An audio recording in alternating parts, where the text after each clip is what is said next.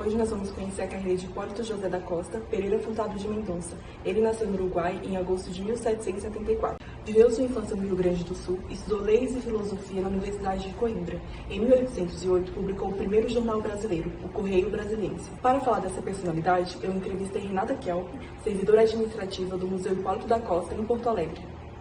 Olá, Renata, seja bem-vinda. É um prazer falar com você.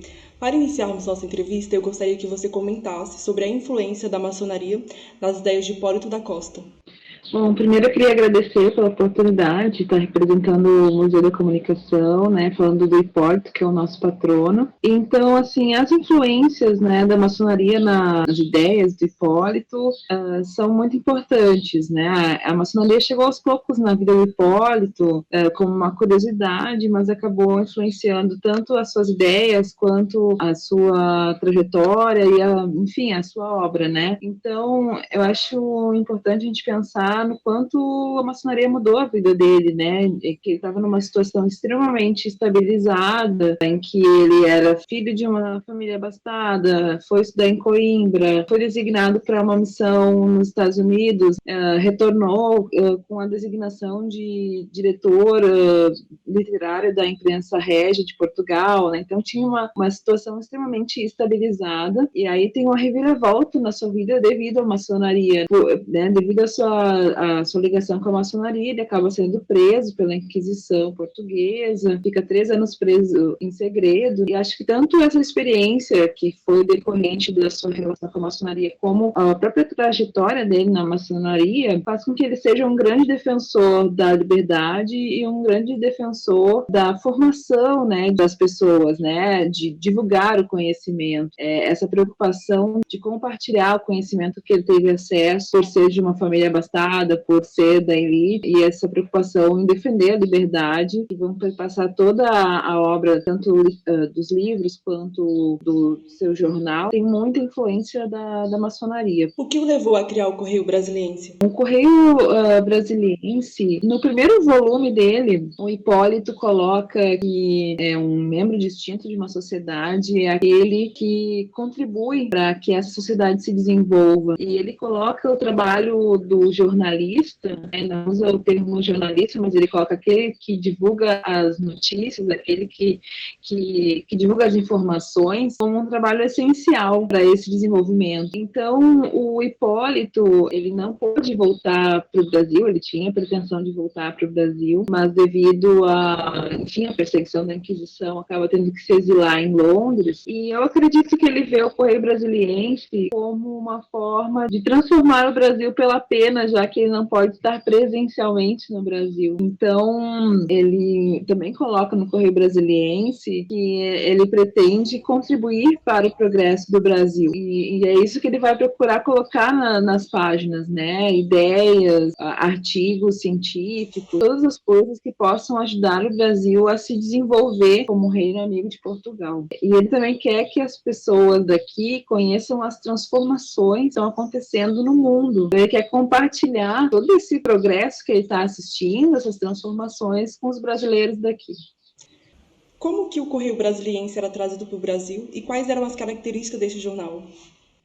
Bom, o Correio Brasiliense, por aqui de navio, a gente tem que levar em consideração que era muito demorado para as informações chegarem, justamente por chegarem de navio. Então, demorava meses para chegarem aqui, as notícias, os jornais importados e o Correio Brasiliense. Levando isso em consideração, até que a coroa portuguesa respondeu bem rápido, a chegada do Correio Brasiliense. O Hipólito publica, o jornal em junho, de 1808. Em outubro de 1808, é proibido, se proíbe a divulgação da chegada de anúncios impressos. Então, é uma medida muito rápida, para os padrões da época. Claro que mais geral, não falava especificamente do Correio Brasiliense. Depois se proíbe, a entrada do Correio Brasiliense, mas ele consegue continuar entrando porque não tinha uma estrutura de fiscalização suficiente para impedir que o jornal entrasse. E, enfim, então o jornal acabava circulando, gerando toda a repercussão, tanto aqui no Brasil quanto na Europa, que fazia com que a coroa portuguesa ficasse, assim, desesperada para tentar resolver a situação. Então, assim, quais eram as características, né, desse jornal que chegava no Brasil, chegava na Europa?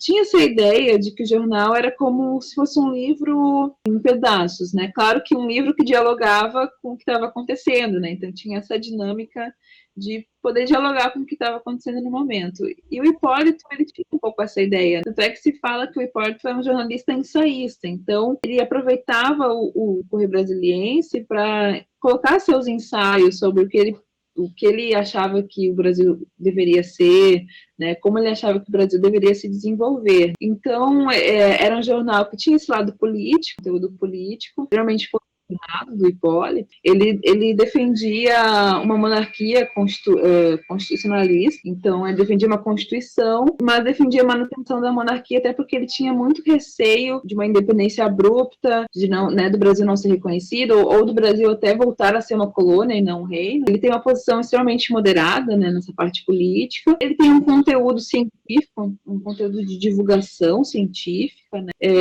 e também, assim, um conteúdo noticioso. Então, ele tem uma operação de guerra, né, porque ele administrava o jornal sozinho, e ele precisava captar as notícias que estavam acontecendo no Brasil, né, principalmente fazia críticas à administração aqui, para conseguir noticiar, né, assim como também noticiar para cá o que estava acontecendo na Europa, guerras, as mudanças sociais. Então, ele tinha esses três vieses, assim, de ser político, noticioso e de divulgação científica. Era um trabalho grandioso.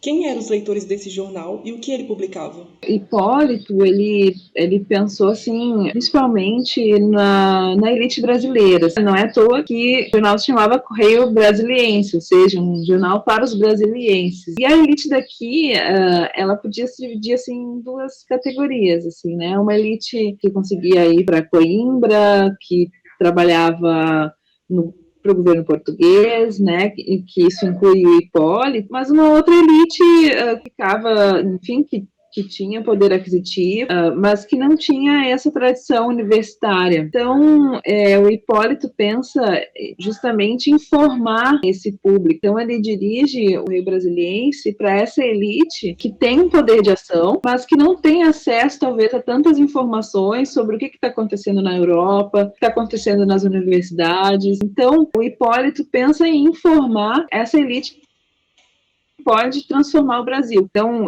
tenta colocar ideias tecnológicas, ideias políticas, ideias sociais para formar essa elite. Mas ele tem um desafio, porque o Correio Brasiliense era um jornal de muitas páginas, né, um jornal caro, e ele não tinha tantos exemplares, ele precisava vender 500 exemplares para conseguir manter economicamente o jornal, mas era um desafio conseguir vender isso, porque ele estava pensando nessa elite que não tinha essa tradição universitária, que não tinha esse hábito, né, de leitura, então, mas que era uma elite mais de ação.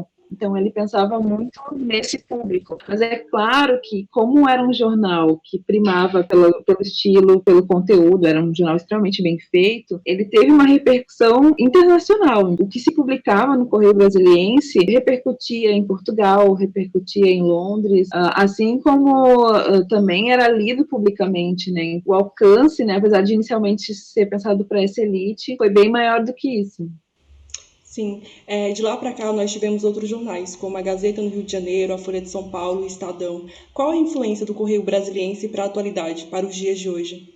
Bom, eu acho que a principal contribuição do Correio Brasiliense é a defesa da liberdade de imprensa, né? O exemplo dele, né? Em um momento em que a coroa portuguesa proibia a produção de jornais no Brasil, o Hipólito, ele lá de Londres, publica um jornal defendendo a liberdade de imprensa, defendendo a liberdade do jornalista de criticar, de divulgar informações, de se posicionar, que essa é a principal contribuição, assim como a questão de se posicionar mesmo, né? Hoje a gente ainda tem muitos jornais que se dizem imparciais, mas acredito que que hoje já se tem essa ideia de que é impossível ser imparcial, né? Então, assim essa ideia de se colocar socialmente, essa ideia de ter uma postura e de pensar o jornalismo como uma contribuição social, né? O que o fazer jornalístico, né, o que o trabalho jornalístico pode contribuir para a melhoria da sociedade. Renata, nosso papo está muito bom, mas já para finalizar nossa entrevista, eu gostaria que você falasse se ele sempre foi considerado o pai da imprensa brasileira e por quê. Bom, ele não foi sempre considerado o pai da imprensa brasileira. Inicialmente, o Getúlio Vargas viu como dia da imprensa o dia 10 de setembro, que é ligado à Gazeta do Rio de Janeiro, e depois, posteriormente, já assim, no final dos anos 40, teve alguns pesquisadores que começaram a estudar a trajetória do Hipólito e perceberam, né, a importância dele, né, e aí entra uma questão também de visão, assim, sobre o que é o jornalismo, né, então os jornalistas começaram a perceber que, mais do que um jornal oficioso, que era a Gazeta do Rio de Janeiro, o Correio Brasiliense, ele falava sobre a luta pela liberdade de imprensa. Era um jornal que tinha a ideia, então, da importância social do jornalista, colocando o trabalho do jornalista como algo transformador da sociedade. O fato da sociedade conseguir ter acesso à informação é algo importantíssimo, né? A falta de acesso à informação, com certeza, prejudica, né, toda a sociedade. Então, acho que toda essa defesa do papel social do jornalista, né, a defesa da liberdade de imprensa, foram pautas do Hipólito que fizeram com que os jornalistas atuais defendessem que ele fosse o patrono da imprensa. Então, a gente teve um movimento tanto da ARI, né, a Associação Rio Grandense de Imprensa, começou, inclusive, no Museu da Comunicação, assim como também da Associação Brasileira de Imprensa. Então, os jornalistas começaram a defender, né, foi uma luta para que o Hipólito fosse reconhecido como o pai da imprensa, que, inclusive, começou no final da ditadura, né, essa luta, que, infelizmente, né, não tinha um contexto para isso, mas aí, então, no governo Fernando Henrique, é decretado que o Hipólito é oficialmente considerado o pai da imprensa, ou o patrono da imprensa. Renata, muito obrigada pelo seu tempo, pela sua entrevista. Quero te agradecer. Tá certo.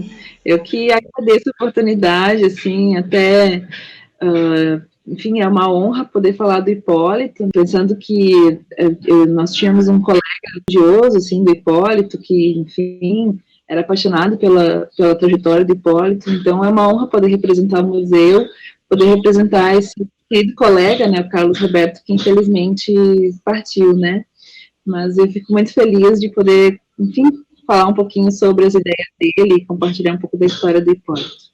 Obrigada, Renata.